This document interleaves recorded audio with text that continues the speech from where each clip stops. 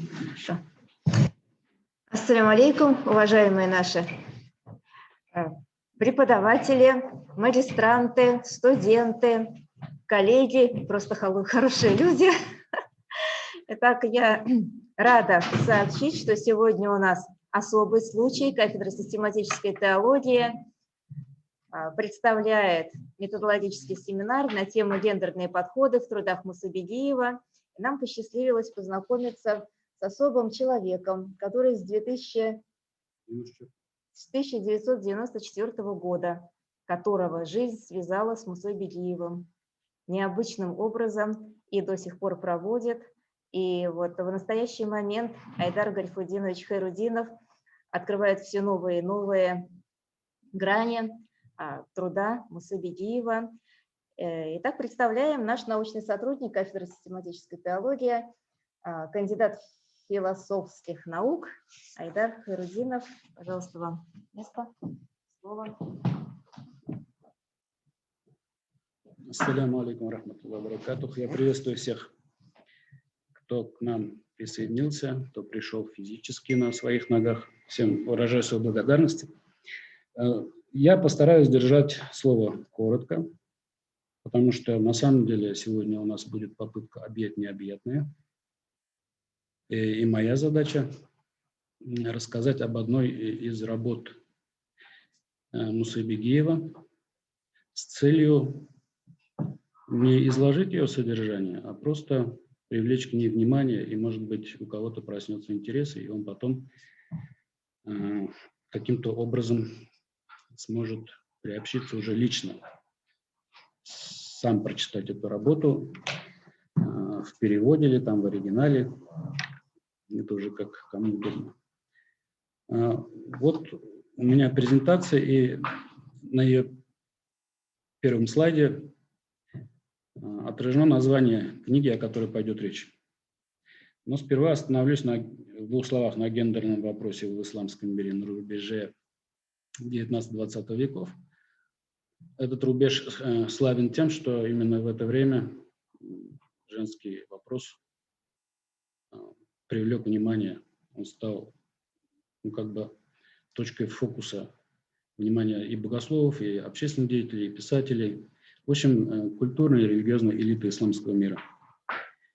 И в том числе вот Мусабегиев, как и многие другие татарские религиозные деятели, мыслители, интеллектуалы, не обошел вниманием эту тему. В общем, для мира ислама это было, если по Бегиеву, женский вопрос был одним из ключевых нерешенных вопросов, из-за которых исламский мир оказался там, где он оказался. Но начну я, кстати, вот с Антона Павловича Чехова, как ни странно.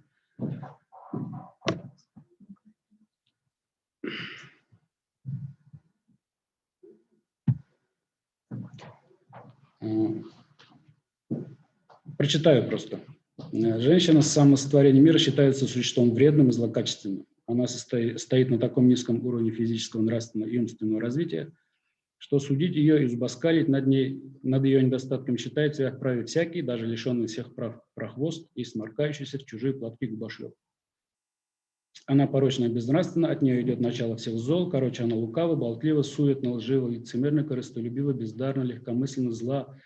Только одно симпатично в ней, а именно то, что она производит на свет таких милых, грациозных и ужасно умных душек, как мужчины. За эту добродетель простим ей все ее грехи. Будем к ней великодушны все, даже как котки в пиджаках и те господа, которых бьют в клубах подсвечниками по мордасам. Ну, понятно, что это сарказм, что на самом деле Антон Павлович, просто взгляните на женщину, которая рядом с ним.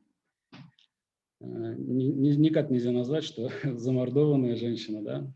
И Антон Павлович, гениальный писатель, просто отразил как бы, принятые тогда в какой-то части общества отношение к женщине. И, к сожалению, нечто подобное наблюдалось не только в данном случае в российской культуре, но, в принципе, и во всем мире. Вот цитата из книги Бегиева, которая в начале, на первом слайде презентации, название ее присутствовало. Согласно изложению толкования к сборникам хадисов и комментариям Корана, мужчины по 6 пунктам предпочтительнее или покровительственнее женщин. Первый – это муж основа, а женщина лишь придаток. Согласно аяту Корана, что Аллах сотворил из него супругу его. Мужчина совершенен, женщина же сотворена из кривого мужского ребра. Третий пункт. Религиозность женщины ущербна, ибо в период менструации она не может молиться и поститься. Разум ее несовершенен, ибо ее свидетельство является лишь половиной свидетельства мужчины в суде. Доля наследуемого имущества ею неполна, тоже согласно аяту Корана, что мужчине 2 доли женщины при разделе наследства. И 6-й пункт. Физически она слаба, поэтому лишена чести участия в джихаде. Так вот, в своей книге «Женщина в свете священных аятов драгоценного Корана» опровергает все эти позиции. Они, конечно, не звучат так же грубо, как отразил настроение общества Антон Павлович Чехов в своем памфлете. Но, тем не менее, это как бы текст, ну, или, скажем так, выдержки из шариатских книг, что вполне такая себе серьезная литература. А как это отражалось на бытовом уровне, то история, культура, там, в принципе, в исламском мире, знаете, много примеров, и, к сожалению, даже до сих пор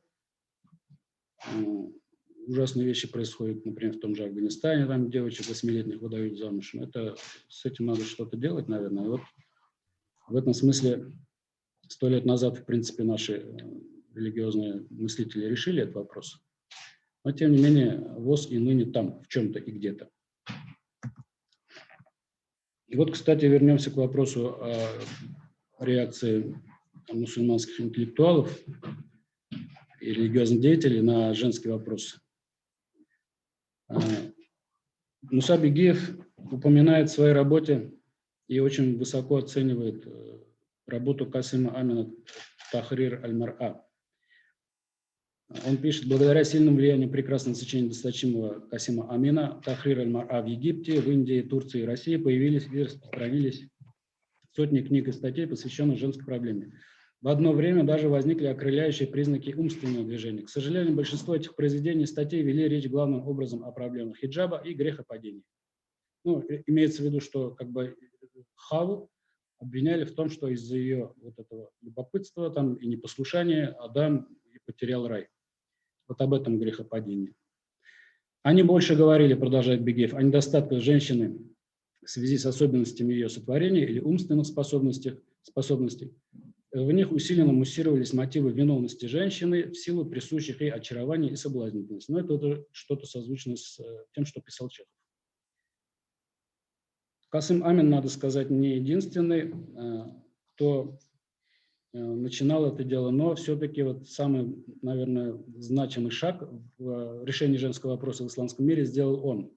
До этого были попытки как бы не только в богословской плоскости решать эту проблему, а и с социальной точки зрения, но они сводились, эти попытки, к тому, что в исламе все хорошо и нет проблем на женском вопросе. Оказалось, это совсем не так. Это, опять-таки, одна из необъятных тем, поэтому пойдем дальше. Я хочу остановиться на степени религиозно-богословской компетенции Бигиева. Были люди, которые, ну, лично я с ними общался, которые говорили, что Муса Бигиев – это всего лишь журналист. Но, ребята, если просто журналист, да, он был выдающимся журналистом, публицистом, издателем, в том числе и газет, и книг. Но посмотрите, 26-й год, вот на этом слайде Муса Бигиев и несколько делегатов от делегации мусульман Советского Союза на Мекканском конгрессе 26-го года. Это конгресс, когда решался вопрос халифата, потому что после уничтожения халифата османского перед исламским миром стал вопрос о том, а как нам быть вообще и кто у нас теперь власть в исламском мире. Вот этот вопрос пытались решить в 26-м году дважды. Один конгресс собирался если я не ошибаюсь, в мае месяце в Каире под эгидой Великобритании. Бигиев туда был приглашен лично, то есть организаторы пригласили Мусу Бигиева из России. Он был один из приглашенных. Пригласили также и духовное управление в лице Фахриддина, но Фахриддин по каким-то причинам, наверное, здесь и надо иметь в виду и влияние советского правительства, Фахриддин публично выступил с тем, что они этот конгресс посещать не будут, поскольку он полностью проводится под контролем Британской империи. Но тем не менее Бигиев получил не официальное приглашение как представитель духовного управления, а как один из выдающихся мусульман Советского Союза. И самое интересное в том, что Бигиев в это время был человеком, скажем, ограниченным в правах. Он находился в ссылке, если правильно сказать. В ссылке в Москве, после 23-го года его задержали, там было разбирательство, и такой приговор ему вынесли. 3 года в Москве без права выезда. И советская власть, когда узнала, что Бигиев получил приглашение, она ему разрешила выехать на этот конгресс. Представляете, какая фигура была? С точки зрения даже советского правительства. Но Британская империя не дала ему визу. То есть где тут Египет, где тут организаторы, где тут Британия. Вот решайте сами, кто там рулил на самом деле этой ситуации. Но о том, какого масштаба был человек Бигиев, такая реакция со стороны британских властей, колониальных властей, она говорит о многом. То есть просто журналистов на такие мероприятия не приглашают, я хочу сказать. Здесь, в принципе, я могу много рассказать о том, насколько Бигиев был компетентен с точки зрения того, каким был религиозным ученым. Нет смысла говорить, это все как бы легко доказуемо. Если кто-то не хочет принимать, что Бигиев, он был журналистом, ну пусть продолжает думать так. Никто нас не неволит, у каждого свое мнение. Жалко только, что это будет глубоко ошибочная точка зрения. Теперь перейдем, собственно, к тому, как Бигиев решал этот женский вопрос в исламе. Я повторюсь, тема необъятная, поэтому я буду весьма очень ограничен по времени и во всем остальном. Вот здесь я привожу хадис пророка Мухаммада, алейхиссалям, который сказал, что поистине женщина была создана из ребра. Если ты постараешься выпрямить его полностью, то сломаешь его. А если оставишь его, то этой кривизны будет достаточно, чтобы жить с ней. Вот исходя из этого хадиса, понятно, пошла история о том, что женщина создана из ребра и так далее. Вот Бигиев в одной из более ранних работ, 11 года, вот, Зункан-ар-Даруза, «Пост долгие дни». Казалось бы, работа о посте, но Бигиев, он настолько был многостаночником, там, скажем так, ну, редко встретишь книгу, где он берет одну тему и только ее раскрывает. Ему так много хотелось сказать, что книги вроде о посте, но тут у нас, скажу в 2 словах уж, целая глава о том, как они совершили с своим другом Фулай Исхаковым из Питера путешествие в Финляндию, где они наблюдали во время летнего солнцестояния незаходящее солнце. Это отдельно, читается как отдельное произведение вообще, такого сафарнама жанра, да, очень увлекательное. Казалось бы, больше других мусульман не было, даже Бигиев был поражен. Он-то знал, что белой ночью, он жил в Питере, да, в принципе, знал, что это такое. Но вот когда они поднялись на эту гору в Финляндии, там Раваньеми называется, город, рядом с ним гора, откуда видно незаходящее солнце. Они были потрясены. То есть вот Бигиев решал вопрос о посте в долгие дни, когда солнце не садится и вот заря не исчезает. Чисто как практик. Я был там, я видел, солнце не заходит. Как быть с уразой, например, да? Ну, я отвлекаюсь. Кстати, вот в этой книге он затрагивает женский вопрос. И вот проблему сотворения женщины из ребра тоже.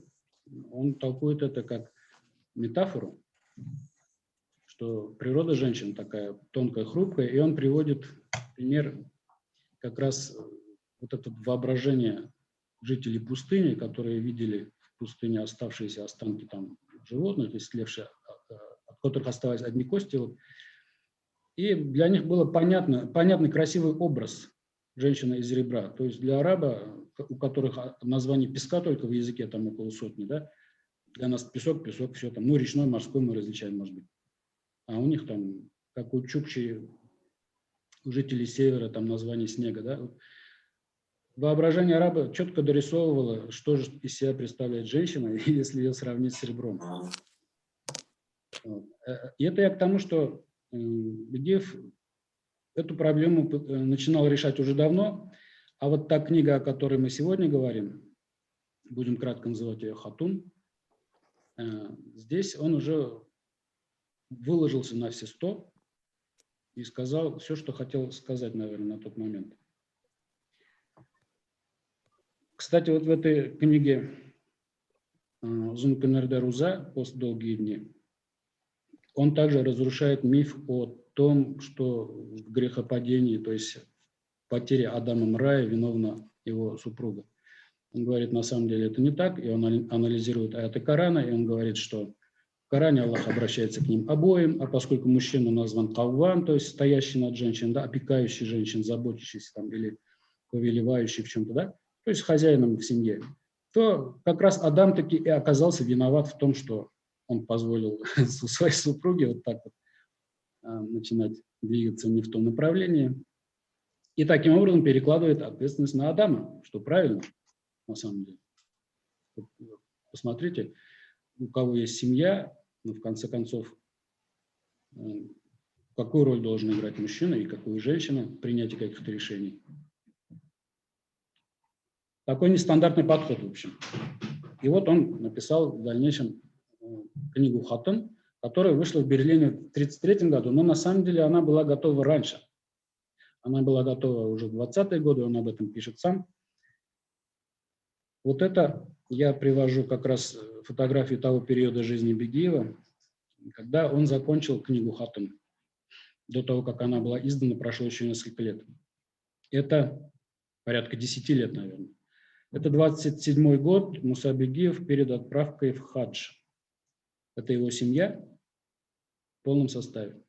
Вот слева девочка в белом, его младшая дочь Фатима Ханум, с ней я имел честь быть знакомым. Посчастливилось застать ее живой. И вот справа здесь обложка оригинального издания книги «Хатун», которая вышла в Берлине в 1933 году. Она вся исчеркана, опять-таки, заметками самого же Мусы Бегиева. Эта книга всегда находилась при нем, его в архиве, и, видимо, он все-таки что-то дополнял. На самом деле, желательно, конечно, все бы это изучить, но пока я занимаюсь плотно переводом основного текста. Одна из тем, а их на самом деле много, я вот скажу, сколько тем Бегиев поднимает в своей вот этой книге, более 152 вопросов, имеющих прямое отношение к женщине во всех ее ипостасях, начиная с физиологических, кончая социальными там, и даже политическими. Здесь, вот в этом отрывке, на 41-й странице, у нас представлен фрагмент, в котором Муса Бегиев пишет следующее.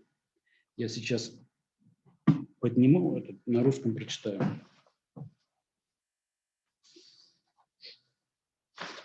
Вот он пишет. Откройте страницу Писания, взгляните на текст. Все имеющиеся в нем повеления, запреты и обращения, те из них, которые присутствуют в этом священном аяте,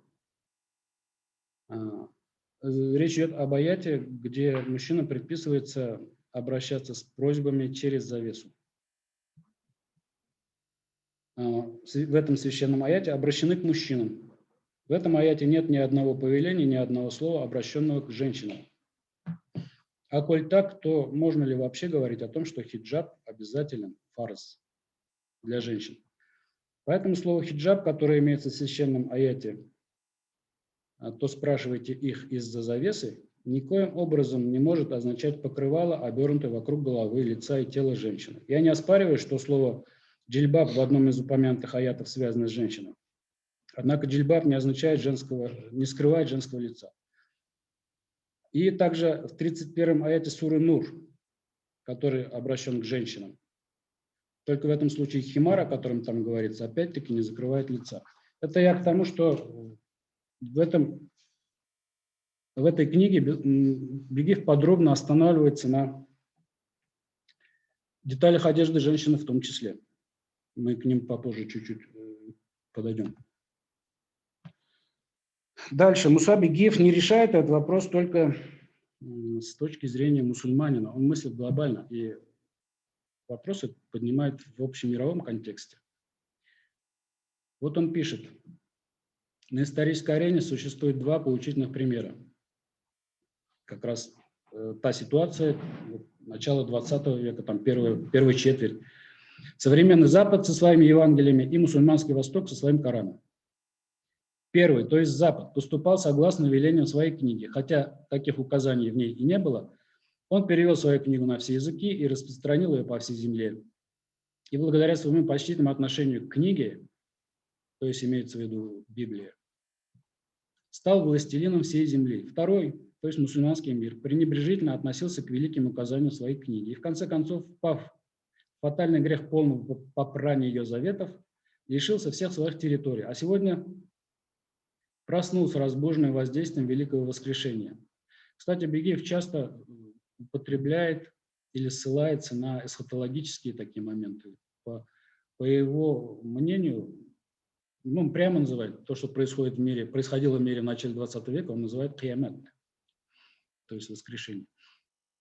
Поэтому, когда он говорит здесь о воскрешении, вот имеем в виду такой контекст тоже. Первый сегодня находится в замешательстве от охвативших его великих потрясений и кризисов, то есть западный мир. Но уже 100 лет продолжаются эти кризисы, да? Второй, следуя мудрым призывам своих глубоко верующих борцов за веру, такой реверанс в сторону мусульман, их героизма, взял в руки священную книгу, которую на протяжении долгих веков попирал, нарушая провозглашенный мне завет. Вот такой приговор Бигиев выносит состоянию ислама. Дальше, цитирую. Он вложил ее в свое полное веры сердце, благодаря тому, что перевел ее, если уж не на все языки мира, то хотя бы на свой язык. Здесь Бигиев, мы вспоминаем, переводил Коран на татарский язык.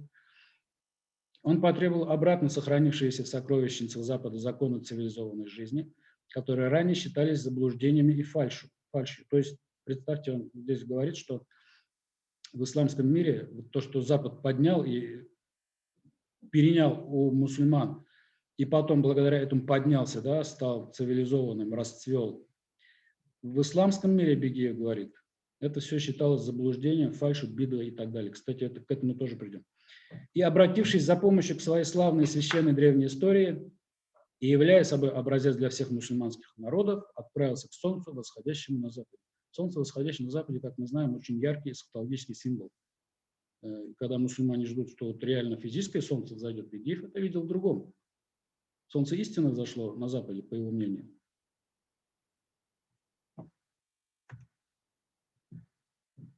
И здесь мы сейчас будем перекликаться немножко с началом нашего, с началом трансляции. Вот этот слайд я назвал «Проблем много, но фобия одна, полноправная женщина». Фобия одна и для Востока, и для Запада в то время была. Например, кстати, в конце 19 века только вопрос о том, чтобы женщин на Западе допустить к образованию в университетах, начал решаться. Да? До этого запрещалось женщинам тоже учиться. Избирательное право в чем-то они получили позже, чем это сделал Ататюрк в Турции. На Западе женщины получили избирательное право позже.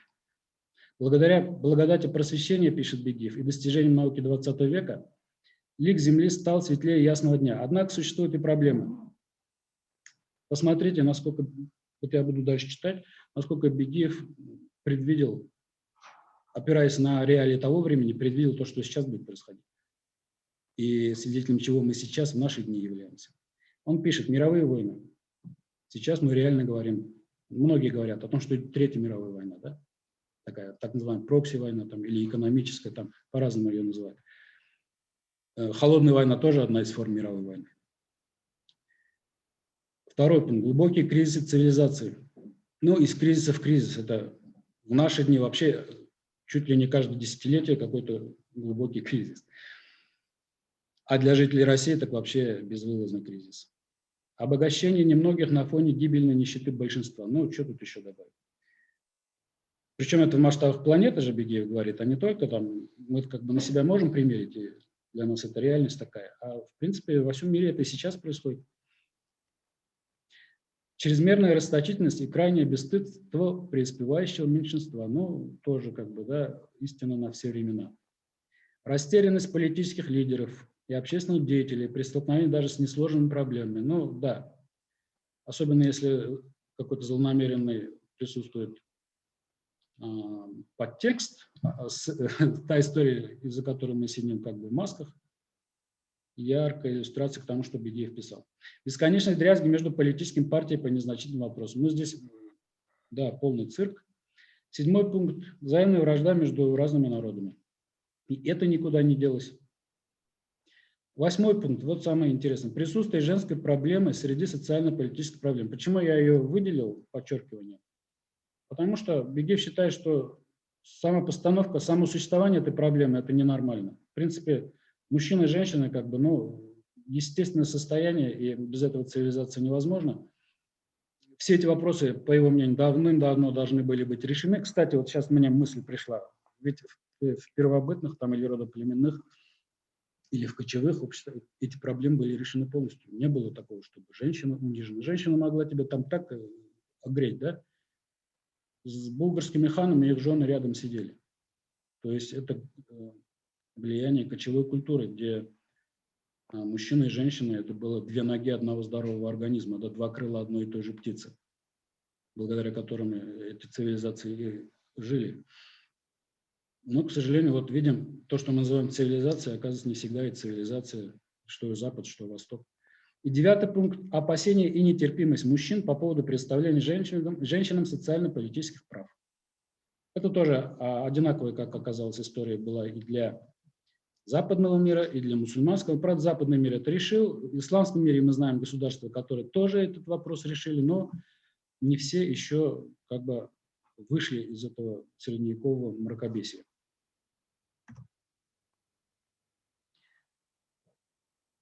Вот самое, ну, я вот хотел сказать самое важное в книге, но на самом деле в книге все очень важно. И вот один из таких моментов я выложил на этом слайде. Здесь очень важные мысли о значимости женщины в жизни народа. Есть народ, есть государство, значит, в жизни государства. Есть государство, есть цивилизация, значит, в жизни цивилизации. Посмотрите. Благородный пророк и милосердный посланник, мудрый законодатель Хазрат Мухаммад повелел следующее. Не убивайте девочек вашей уммы, то есть народ, которому неведомо. Бегиев пишет дальше. То есть народ, которому неведомо, что следует всеми силами охранять честь и достоинство женщин и даже отдавать жизнь ради этого, в качестве наказания рано или поздно будет уничтожен руками врагов. Вот и все. В принципе, можно закрывать нашу лавочку. Если нет уважения к женщине, если мужчины не отдают жизнь ради сохранения ее жизни, то у такого народа нет будущего. Честь и достоинство женщины равнозначны жизнеспособности народа. Если у женщины отсутствует честь и достоинство, или если эти понятия не охраняются силой всей нации, то жизненные силы покинут такой народ. Несмотря на то, что у нас на Востоке существует понятие хиджаба, описанного выше трепетного отношения к женщине, здесь сейчас практически нет.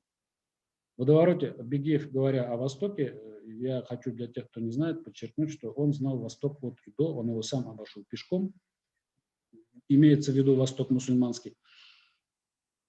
Хотя, впрочем, он и в Японии побывал, и в Юго-Восточной Азии в принципе. Поэтому знал, о чем говорил. В водовороте смуты, ставшей результатом ужасных потрясений, которые в последние годы охватили страны Востока, многократно и в самой варварской форме проявлялось полное бесправие и униженность женщин и матерей. Несмотря на то, что традиционное покрывало не имеет теперь ни моральной пользы, ни общественной ценности, тем не менее честь женщин является основой жизни народа и достоинством нации. Если женщина, будь она хоть в стенах своего дома или в миру, будет унижена и подавлена, то честь и достоинство покинут весь народ. В общем, это одна из форм бегиевского приговора исламской, так называемой исламской цивилизации той эпохи. Казалось бы, шариат, и женщина сидит дома, но весь мусульманский мир оказался под пятой колонизаторов. Почему? Об этом еще и Исмаил Гаспринский говорил в свое время, один из тоже наших лидеров, который обращался к этой теме. Гаспринский сказал очень простую, очевидную вещь. Женщина – это половина нации. Женщина – это половина нации, это половина государства. В каком состоянии женщина, в таком состоянии государство и народ. Вот и все.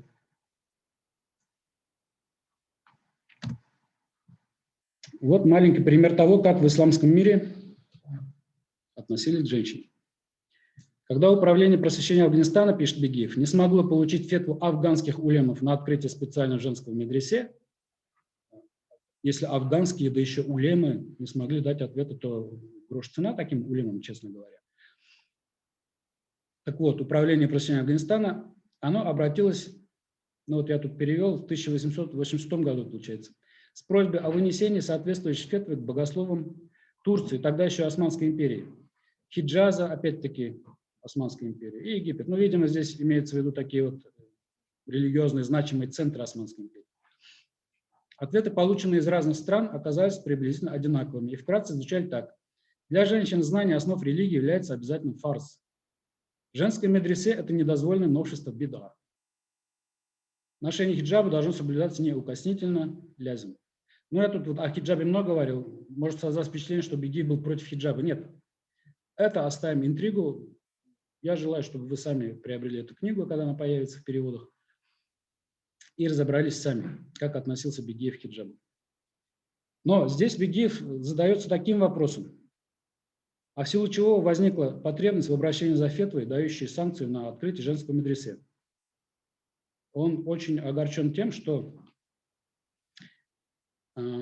казалось бы, по таким очевидным вопросам нужно богословское решение, а богословы что делают? Вот он пишет. Каким таким образом сегодня оказалось возможным возвести к указаниям священных аятов благородного Корана и сунны мудрого закона устроителя, саллаллаху алейхи вассалям, фетв, в которых утверждается, что женщине обязательно только знание основ поклонения, а все остальные знания представляют собой опасность смуты, и что женское медресе – это недозволенное новшество. Вот он говорит, где ваша совесть, господа богословы там, и улемы, если вы обосновываете свои фетвы о запрете якобы тем, что в Коране это, ну, понятно, из чего это берется. Рано или поздно все это выведет либо к Корану, либо к сунне пророка, алейхиссалям, да? А как богослов же не может сказать, вот я решил. Он должен обязательно привести какие-то аргументы, доводы, далили. Бегиев возмущает вот это, как вы посмели вообще вот эту чушь о запрете женщинам получать образование, как вы смеете вообще вот это все сводить к Корану и к сунне. Вот теперь вернемся еще к одному интересному моменту. Ну, вернемся, как я о нем как бы немножко уже намекал. Детали женской одежды. Но чуть ранее, вот с левой стороны у нас список идет из 16 пунктов. Эта глава сама называется «Богатство языка бедуинов о социальной роли женщин или социальном статусе женщин в бедуинской культуре». Здесь Бегиев перечисляет те понятия, слова, не хочу сказать термины, да, но слова, которыми арабы называли разных женщин. В зависимости от красоты, там, ее, от того, как она ходит, сколько у нее детей, какая она в хозяйстве. Но что-то сопоставимое так и с названиями песка, да? То есть, ну, в нашем языке, ни в татарском, ни в русском я не вижу такого вот разнообразия, насколько арабы четко различали женщин по мельчайшим, может быть, каким-то там признакам, что вот это вот такая, а такая же вот такая. И для каждого было отдельное слово. В принципе, я могу даже немножко зачитать. Да. Вот Джамиля первая идет. Джамиля. Это такая женщина, которая обладает правильными и красивыми чертами лица и приятным цветом кожи. Вторая женщина у нас здесь идет. Женщину, так называли женщину со здоровым, пропорционально сложенным телом и членами. Хассана. Так называют женщину, красота которой сохраняется на протяжении всей ее жизни. Просто прикиньте, вот у нас есть название для таких женщин, для таких особенностей? Да? Нет. Женщина, которая год от года становится все краше и краше, называют васима. Женщину называют касима, если она своей красотой покоряет сердца людей и вселяет в них радость. Раила. Этим словом называют женщину, красота которой во всех отношениях превосходит красоту всех признанных красавиц в том или ином сообществе. И здесь Бигиев в качестве примера приводит, это вообще удивительно, Кериман Ханым, он называет ее Кериман Ханым, которая своей воспитанностью и красотой являлась предметом гордости тюрков. Кериман Ханым – это Кериман Халис Эсе. А годы жизни 13-2012, 99 лет прожила. Пианист и фотомодель, завоевавшая титул «Мисс Турции» 1932 года и в том же году ставшая «Мисс Вселенная», то есть первый же красавец Турции оказалась первой же «Мисс Вселенная». Вот это удивительно, конечно, что Бигиев приводит в качестве примера к понятию раила вот такую фигуру. И такую женщину также называют бахира, он говорит. Ганья. Так называют женщину, которая не нуждается в каких-либо украшениях благодаря своей красоте, целомудрию или благородству. Райская гурия этого мира, ангел красоты, пречистая Кериман Ханым является самой лучшей образец такой женщины.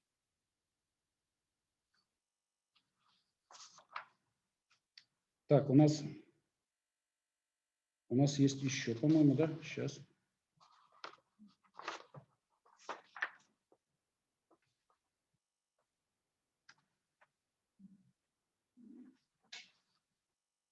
Так, ну, да, не очень мне удобно сейчас. Ладно, пойдем дальше. Здесь на фотографиях мы что видим? Я вот покопался в интернете, да простят меня те правообладатели, что я воспользовался. В левом нижнем углу это бедуинская женщина. Это все начало 20 века. Бедуинская женщина, как я понимаю, из района Сирии и Иордании. А вторая, вот, которая чуть повыше, это Сирия однозначно. И в самом верхнем правом углу это бедуинка. Это все бедуины, это все женщины из мусульманских племен. Из Египта. Ну и рядом с ними вот наша татарка. Вот так выглядели волосы, как видите, открыты. Это, казалось бы, оплот традиционализма же, да, бедуинский мир. Вот где-то пошел перекос, что как бы религиозные требования оторвались от реальности, что ли, я не знаю. В общем, надо читать, и это все у Бигиева там в книге разъяснено. Теперь я перейду к деталям одежды, что наиболее, наверное, актуально. Бигиев же говорит, что хиджаб не означает деталь одежды. Это он доказывает. Но зато он приводит названия других предметов женского гардероба и в некоторых случаях мужского тоже, которые одинаково носили и женщины, и мужчины. Вот я хочу на них остановиться тоже. Итак, первая деталь гардероба, которую Бигиев упоминает, это бурко. Я тут как бы задумался, а не тюркского ли происхождения это слово. Сам он использует и слово перде, и слово чаршал. Но в данном случае он берет бедуинские слова, потому что он описывает их культуру. Бурко – это деталь одежды, свойственна для женщин. Бедуинские женщины, кстати, он цитирует, в качестве примера он приводит и образцы из арабской поэзии, где вот эти слова употребляются. Например, в этом случае, говоря о бурку, он приводит фрагмент, ну, там двустишие из известной поэмы о Лиле и Межнун. Когда я пришел к Лиле, она скрыла свой лик за буркой, ну, бурка по-нашему, бурку. Но меня взволновали те части ее лица, которые остались открытыми. Таким образом, Бигиев объясняет, бедуинские женщины носили бурку. Согласно книге мудрого Деде Куркуда, Деде Куркут, это вот я вот опять-таки ловлю себя на том, что упустил один важный момент. Бегиев не берет только там Коран, бедуинские традиции, мусульманские традиции. Он вопрос раскрывает с привлечением, ну, начиная от древнегреческих мифов. Илиада. Кто из мусульманских ученых цитировал Илиаду, да? Тору, Евангелие. Ну, все-все-все. И вот, кстати, вот Деде Куркут – это такой Угознана по-нашему, древний тюркский эпос, с которым нам, конечно, надо бы быть поближе знакомыми. Бегиев пишет: согласно книге мудрого Деде Куркуда, такая одежда имелась и у тюрков-агузов. Одна из 4 видов женщин жаловалась на мужа такими словами: «Я не наедалась досыта, лицо мое забыло улыбку». Это из Деде Куркуда он цитирует. «Ноги мои не видели башмаков, а лицо ешмака». Ешмак – это вуаль. Ешмак, дальше он объясняет, в те времена считался украшением у женщин-агузов. Выходит, имея она ешмак, то для жалобы не было бы повода. А подтекст-то какой? Что женщина вполне могла обойтись и без ешмака, если не позволяли какие-то там финансовые возможности. Если дальше, если накидка не закрывала все лицо, так что оставался видным хотя бы один глаз, такая накидка называлась никаб. И опять он приводит фрагменты из арабской поэзии. Она прошла мимо меня, словно под ее никабом скрывалось солнце. Одна бровь была видна, а другая скрыта. Третье. Если оставались открытыми оба глаза, а накидка закрывала нос, то она называлась лифам. Вот теперь пусть и решают, что у нас женщины носят, мусульман. Никабы или лифамы. Тут я имею в виду действительно просветительский момент. У нас часто путают, получается, эти понятия. Если нос оставался полностью открытым, а накидка закрывала рот, то она называется лисан. Если накидка совсем не прикрывала лица, то она называется химар. Такая накидка закрывает шею и голову. Покрывает шею и голову.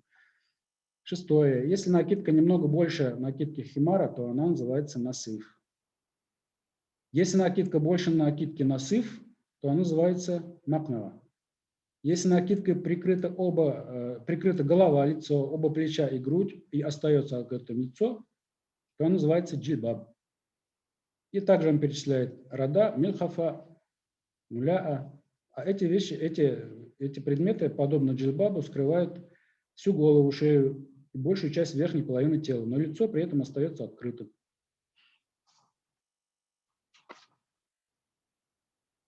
И так далее. Вот, а сколько копий сломано по поводу того? В общем-то, может быть, сейчас хиджабом перестанут называть вот то, что мусульманки носят, и будут называть правильными словами.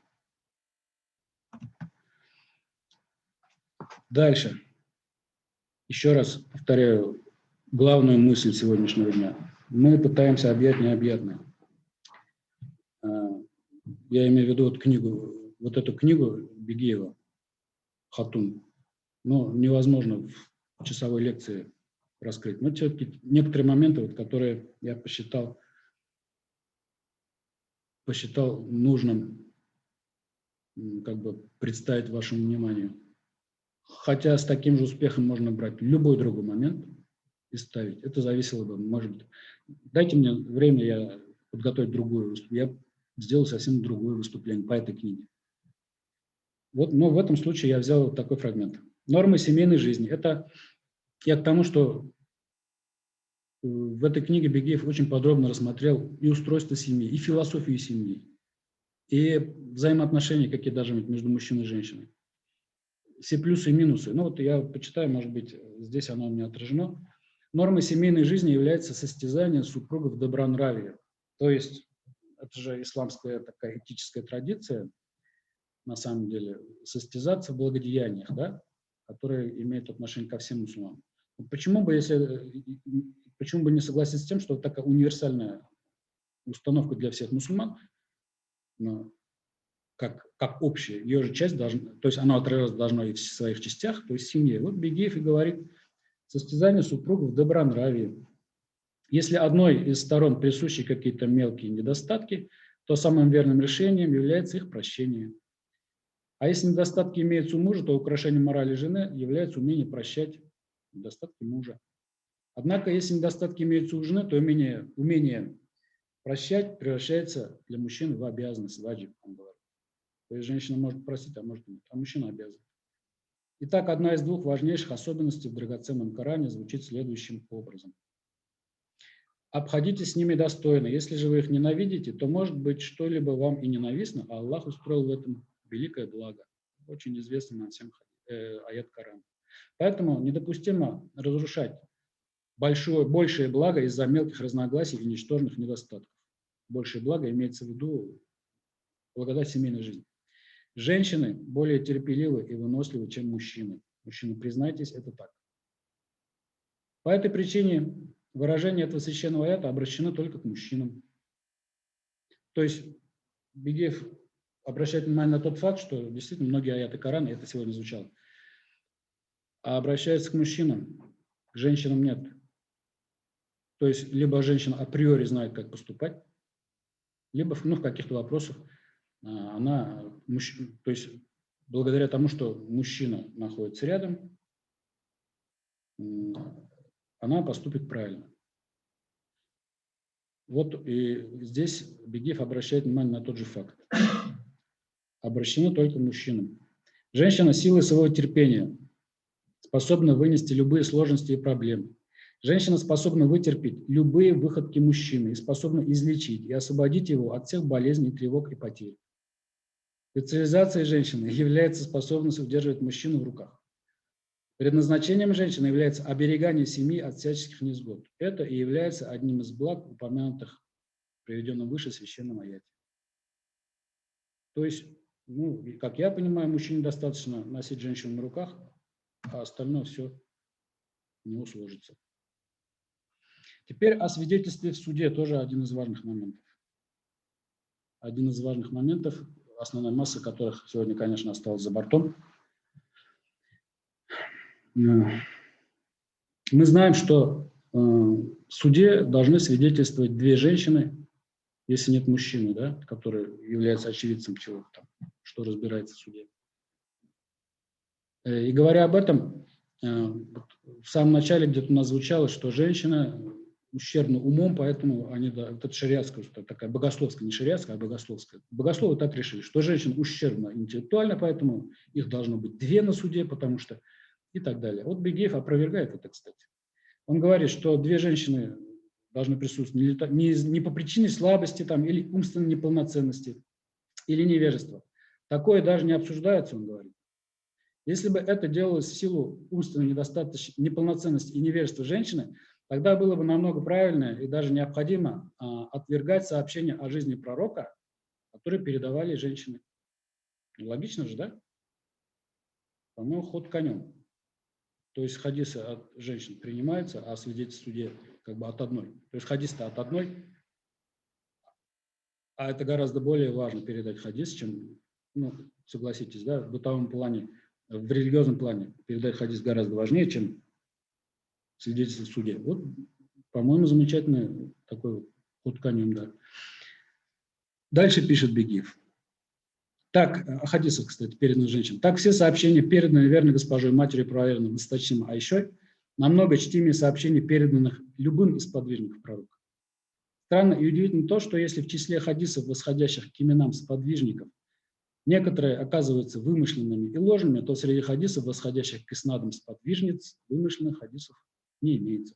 В этом отношении выдающаяся честность женщин стала прекрасным и благодатным украшением собрания хадисов. Вот и все, опять-таки. Многие припираются к стенке. Те, кто ратовали за то, что женщина не полноценна в умственном отношении. Женщины не создавали, не выдумывали хадис. Все они подтверждали 100%. Мужчины могли нафантазировать. И такие хадисы, слава богу, известны. И хотя, дальше пишет Бигеев, это свидетельство не означает, что женщина обладает более крепкой памятью по сравнению с мужчинами. Хотя здесь я с Бигеевым поспорил. По-моему, у женщин память очень цепкая, особенно на детали. Приведу пример из своей жизни. Однажды я смотрел телевизор, а там выступал Медведев. А мне что-то это было интересно, что он скажет. И вот когда он заканчивал мысль, а рядом находилась моя жена, она что-то мне там отвлекла меня. И я говорю, ты не дала мне дослушать, я теперь это не знаю, что он там договорил. Я говорю, ты вообще не слышишь, что ли? Ну, как это важная вещь, видимо, тогда мы еще верили, наверное. Она мне говорит, я не знаю, о чем он говорил. Я говорю, ну вот, видишь, ты же не слушаешь, тебе даже не интересно, а я-то слушаю. Она говорит, а какой на нем был галстук? Я без понятия. Она мне говорит, такой-то, такой-то. То есть у нас мужчин и женщин, мы энергетически разные создания. У нас заточены на разные вещи. И вот Бигиев при этом говорит, что это не означает, что женщина обладает более крепкой памятью, ну, может быть, более цепкой, я бы добавил. Такое все же возможно. Возможно что? А то, что женщина более внимательна по отношению к разного рода мелким, ну вот, кстати, да, так и есть, и незначительным событиям и фактам. И как минимум одна из двух свидетельниц, присутствовавших при рассматриваемом событии, в суде имеется в виду, обязательно вспомнит во всех подробностях и расскажет о них. А тут еще и вторая вспомнит, и тут вообще деваться будет некуда, а судьям, то есть принимая решение. Таким образом, все событие еще более укрепится в памяти женщины. Именно такой смысл заключен в священном аяте, вот, который как раз о том, что двух женщин надо приглашать. Бигиев, здесь, конечно, все гораздо глубже, я только поверхностно же бегу. Он же говорит о эмоциональной природе женщины, когда, в принципе, он шариатский решает вопрос о том, что женщину, в принципе, нельзя на суд приглашать. Это крайний случай, когда вот, ну, больше некому, нет свидетелей. Да?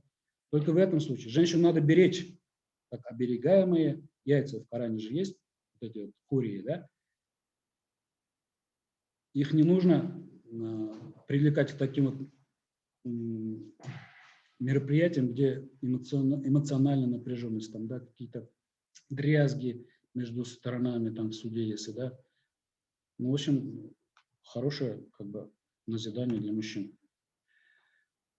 Вот, на этом я закончил свое выступление. Я готов ответить на вопросы, если я буду знать на них ответы. Благодарю за внимание. Я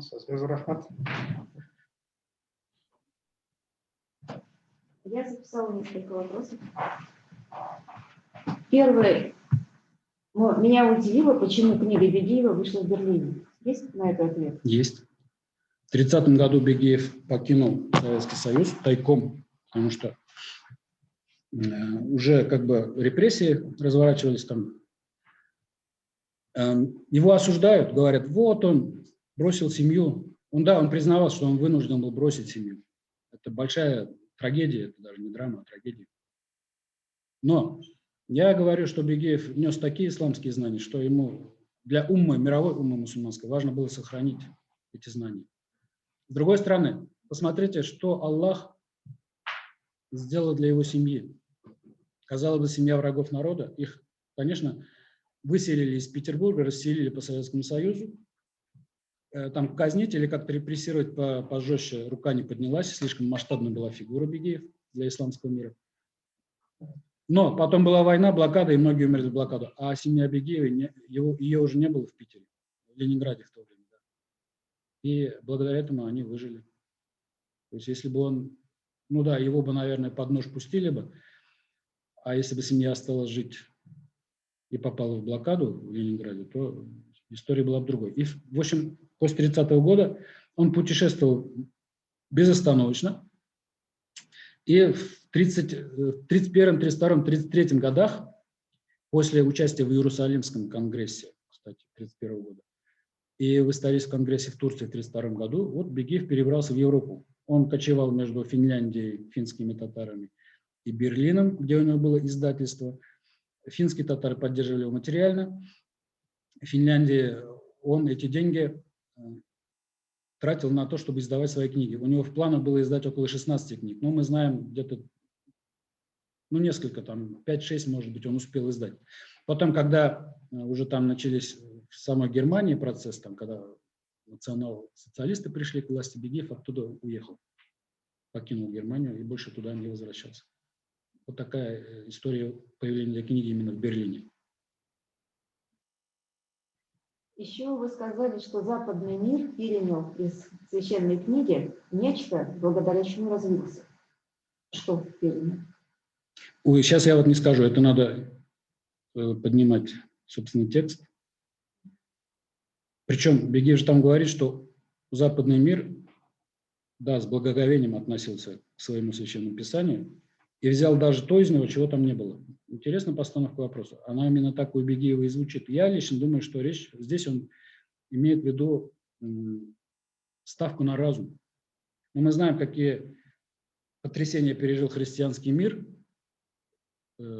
когда пришло время отказываться от религиозных догматов и брать на вооружение человеческий разум. Да? Это вот реформация, появление новых течений в христианстве, которые сделали современный облик мира, кстати. Я думаю, Бегиев имеет в виду как раз ставку на разум, потому что он всегда ратовал за это дело и в исламе тоже. Он говорит, что это естественно состоит человек, что человек должен руководствоваться умом. А для того, чтобы как бы не совершать ошибок, все остальное указано в Писании. Такой принцип, я считаю. В исламе разрешено все, что не запрещено. Но, к сожалению, получилось так, что запретили даже то, что, о чем Аллах и знать никаких признаков не подавал.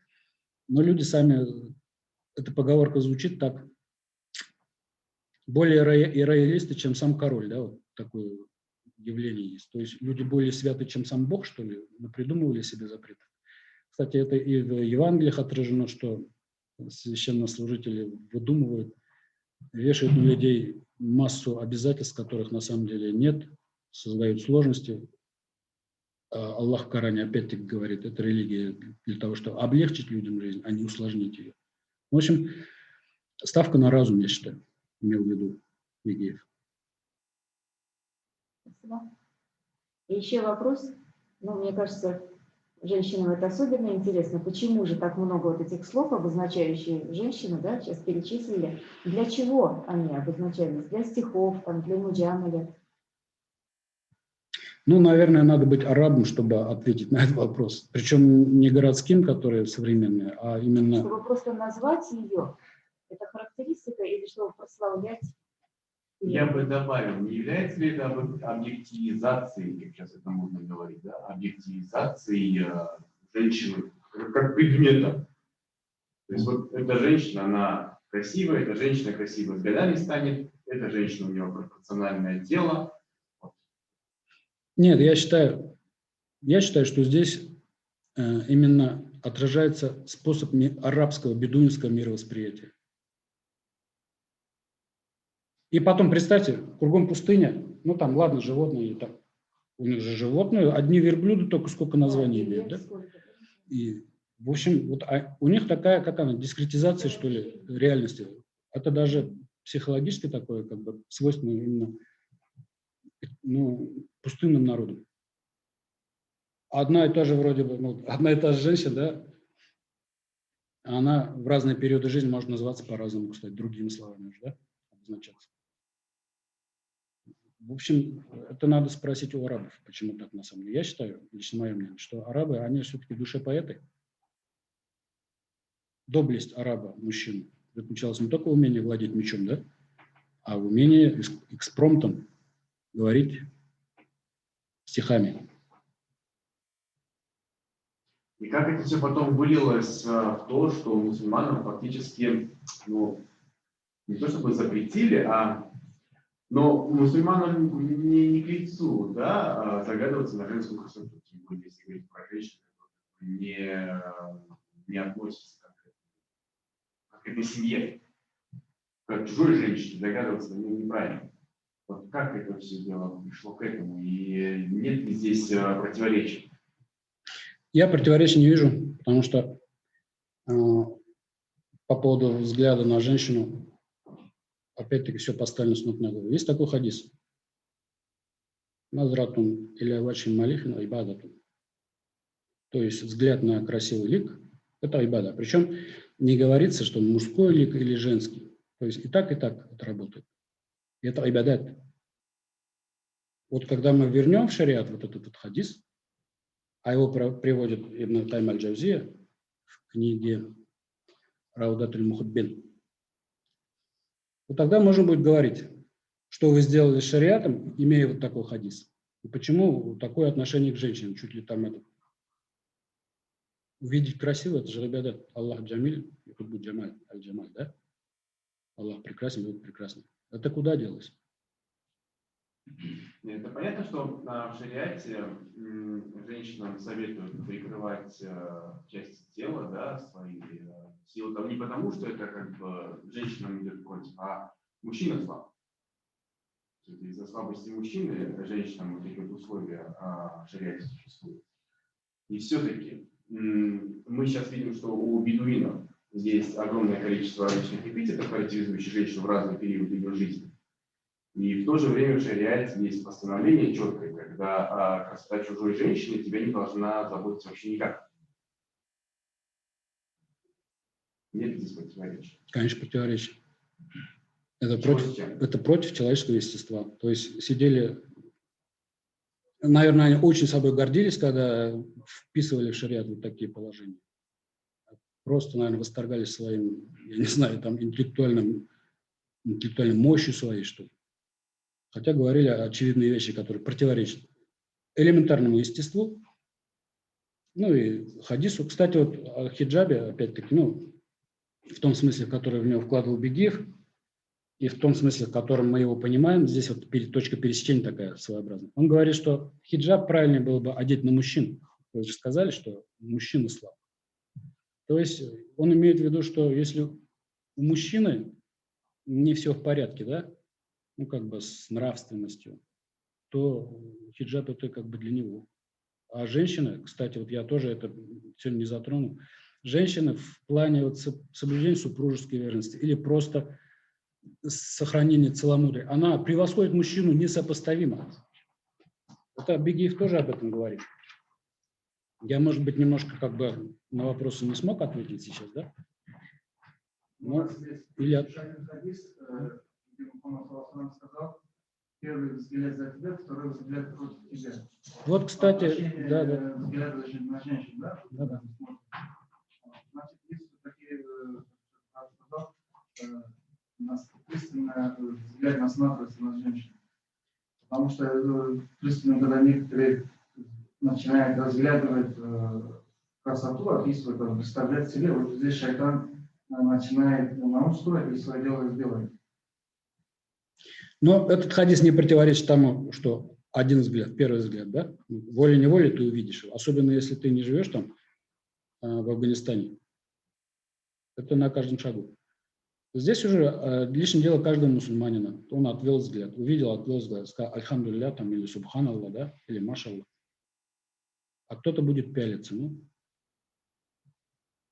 это человеческие слабости. Да, и, кстати, пялиться ни в какой культуре неприлично, не только в мусульманской. И даже на том же Западе слова специальные, если что-то на меня уставился. Просто этот хадис, по-моему, будет противоречить тому, что вы сказали, что на красоту смотреть. Взгляд на красивое лицо, я сказал. Да, Взгляд, это, ну, в смысле хадис это, да. Взгляд, речь идет об одном взгляде. Назра – это четко ограниченное одно действие. Он же не говорит там про какой-то длительный взгляд, да, как вы говорили. То есть тот хадис, который вы привели, они замечательно перекликаются.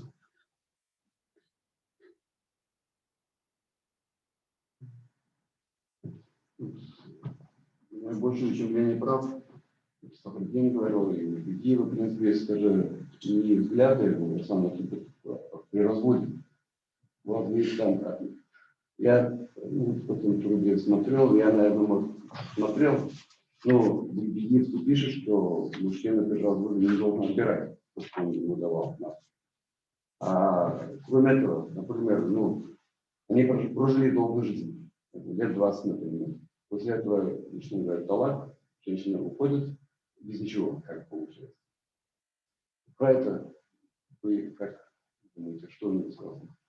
У него этот вопрос... Извините, про обеспечение после развода. Вот, получается, я чуть-чуть дополню, чтобы мысль была понятна.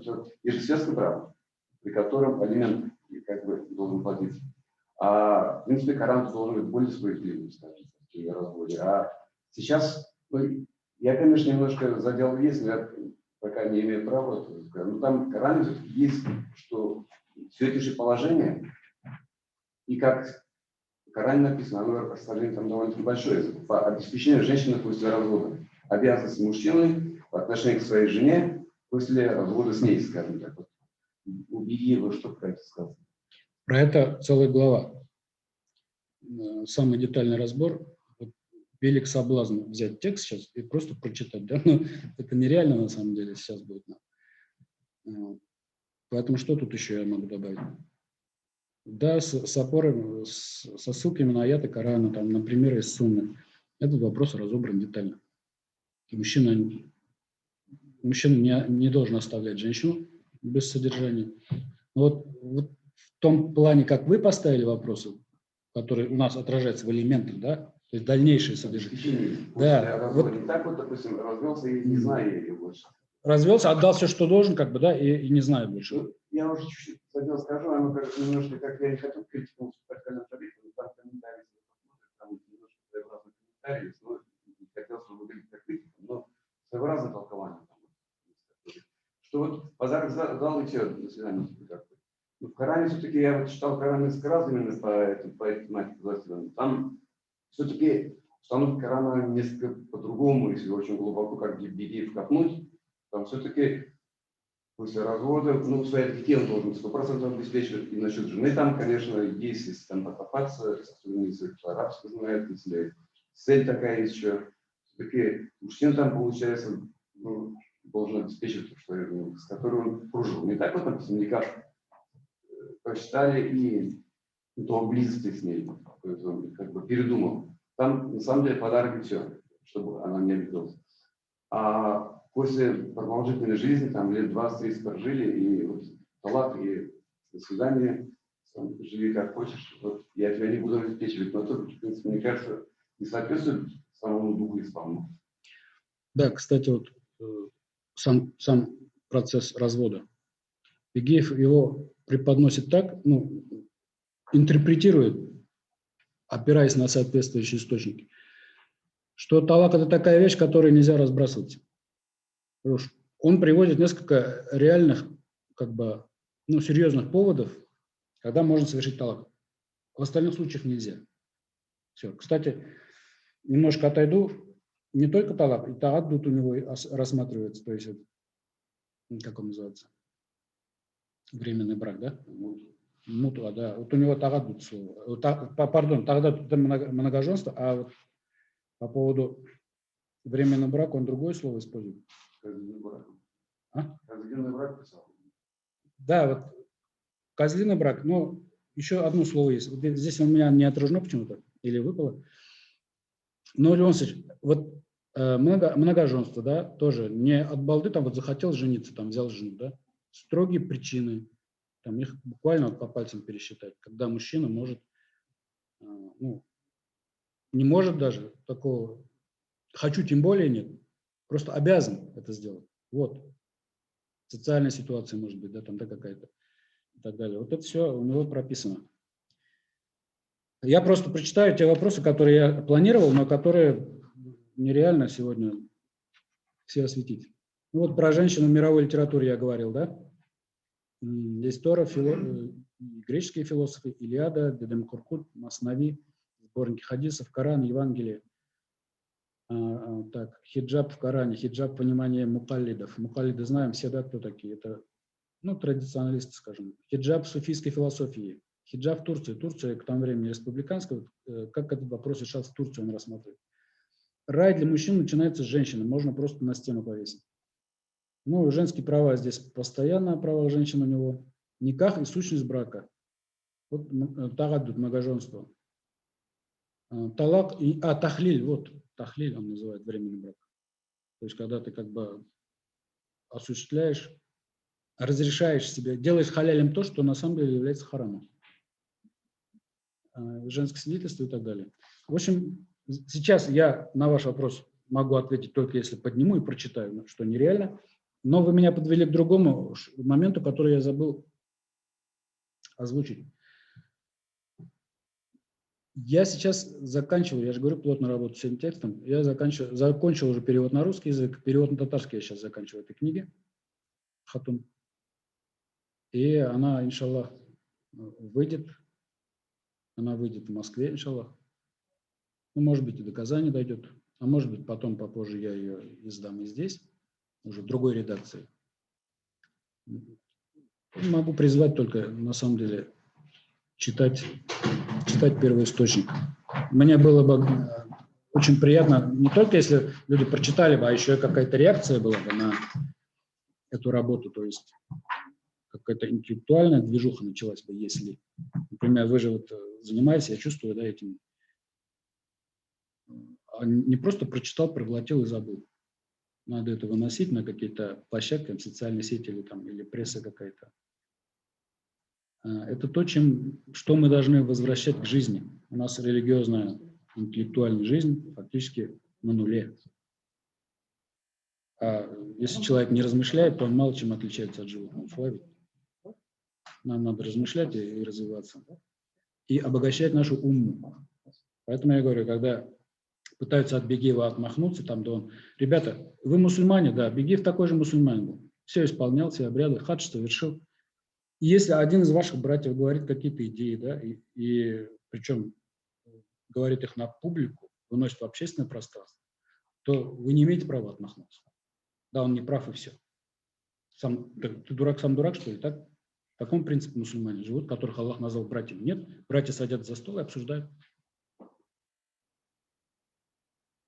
И у нас ведь не только Бегиев, у нас 10 тысяч неподнятых рукописей лежит только в одной библиотеке Казанского университета, да? Сколько там сокровищ, надо все это поднимать, возвращать к жизни и запускать в оборот, чтобы люди развивались интеллектуально и духовно. Вот на этой высокой красивой ноте я хочу закончить, если нет больше вопросов. Вопрос такой, Айдар Гарифудинович, а вот этот весь объем рукописей, кто-то их целенаправленно изучает, например, поставлена задача, например, с такому-то году полностью изучить, или же только фрагментарно отдельные исследователи отдельные рукописи изучают? Поставлен на такой глобальный поток их изучения? На глобально не поставлено. Это дело все-таки частной инициативы. Ну, кое-где она поддержана там в финансовом плане. Например, Альфред Бустанов этим занимается. Иншаллах, и вот наш коллектив тоже, который он сейчас возглавит, мы тоже приобщимся, иншаллах, к этому делу и будем работать с этим наследием, которое там хранится. А вот аппарат президента никак какие-то программы не включает вот это изучение татарского богословского наследия? Нет, нет, понятия не имею. Ну, как бы их можно понять. Вот есть институт, есть там медресе, занимайтесь, как бы кто вам мешает. А институт вот не обращался никогда в аппарат президента, может быть, чтобы какой-то там конкурс или какой-то грант специально выделить там исследователям, чтобы это все наследие полностью изучить?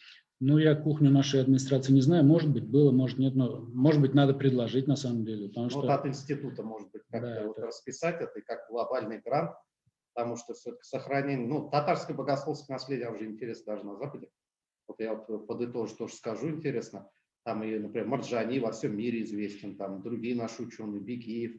То есть это вот интересные идеи такие, вот, которые вы сегодня озвучили, это же даже на Западе сейчас, я думаю, интересно. Такой взгляд на ислам, что как бы не такой черно-белое, а какие-то есть разные моменты, тонкости, что нужно все это учитывать. То есть не надо жестко смотреть, там черно-белое ставить. То есть, ну как бы на Западе сейчас же есть проблема, что они пытаются как-то сблизить, не то что религия, а все культуры сблизить, что-то общее найти, как-то вот такое зерно. Если вот резко черно-белое делать, это никогда не сближение не будет между культурами. Даже вот может как-то институт обратиться, может какие-то международные организации, какой-то грант. Потому что это наследие, если не изучить, оно же пропадет. Но есть со временем, к сожалению. Одна серьезная проблема. Нет специалистов.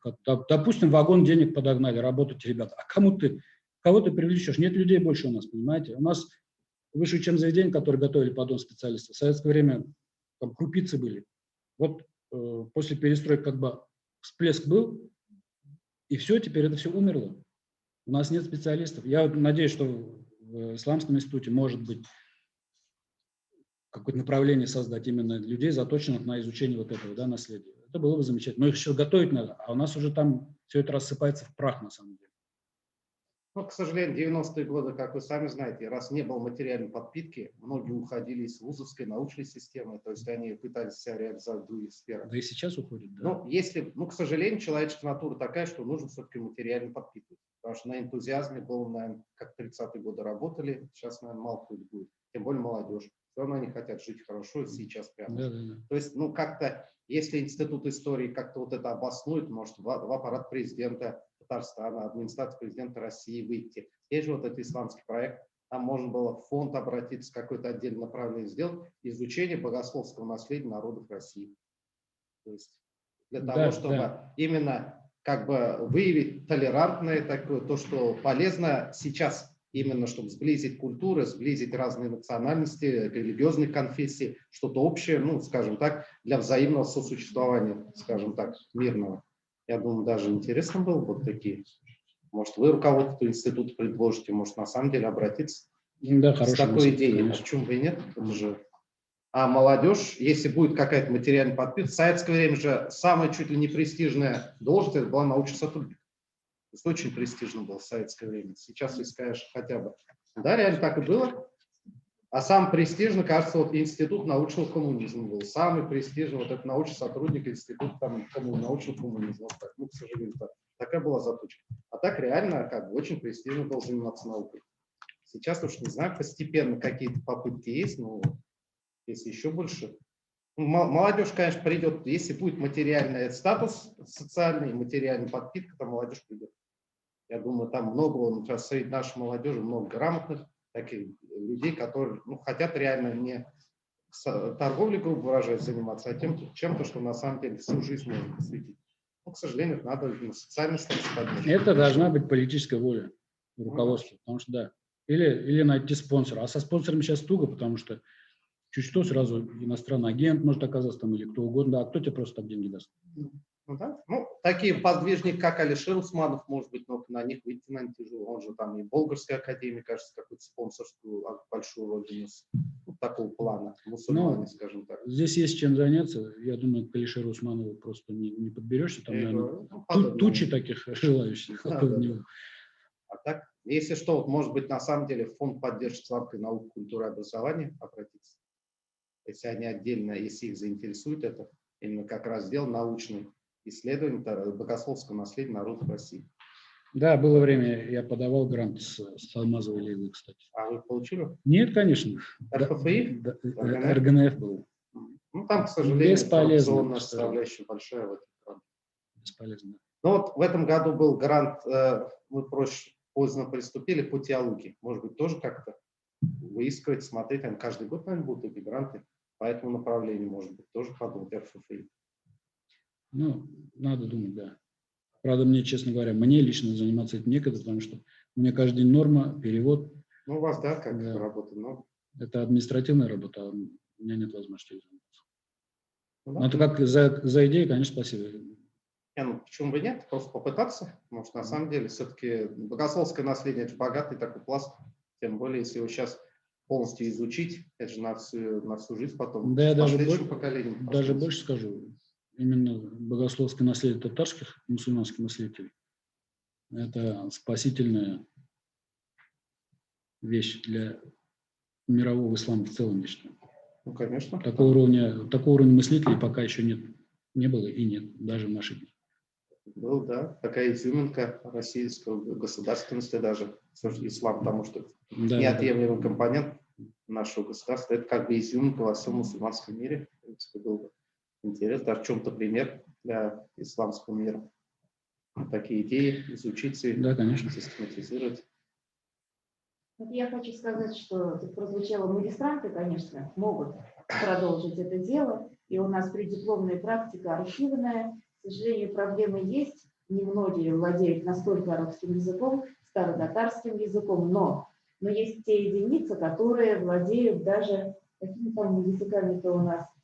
И вот в этом году у нас защитился урду, и не могу даже я назвать эти языки, защитили 3 работы именно вот переводческого характера.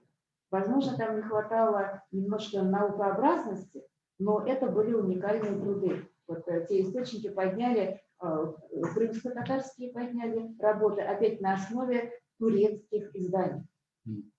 То есть люди владеют турецким языком, владеют османским языком, и что-то они смогли сделать. Даже была куплена одна рукопись на каком-то там языке, вот как раз мы говорили, тоже какой-то старинный язык, и тоже переводилась. И, в общем, что-то мы делаем, то, что можем, если Всевышний нам присылает людей, владеющих языками. Знание языков – это очень важно для того. Иншаллах. Аллах Ишламир. Да, иншаллах, у нас хорошая база дает студентов по языку. Кто учится, альхамдулилля, могут изучить. Да, Конечно, не просто арабским. тут просто человек должен заниматься и быть спокоен за свое завтра в финансовом плане. Да, Это все. А это уже как бы только правительство, высшие круги могут решать такие вопросы. У коллег вопрос, по-моему, да, я смотрю. Можно переводить. Да. Я уже ответил. Где? Можно будет сказать перевод через Это я интернет. ответил. Ну что? Давайте, может, подытоживая. Давайте. Да, вот интересно, прозвучало, Раз из мамы. было издано, да, и вот буквально на днях нам пришло предложение о совместном сотрудничестве. В первую очередь хотелось бы уважаемого Айдара Гарифудиновича поблагодарить за выступление. Было интересно. Все-таки некоторые аспекты я для себя тоже интересно открыл. Мусе Бегиев, естественно, известный наш выдающийся татарский богослов, но вы его, наверное, знаете лучше многих. В Республике Татарстан раз посвятили кандидатскую диссертацию его изучению его творчества, жизненного пути.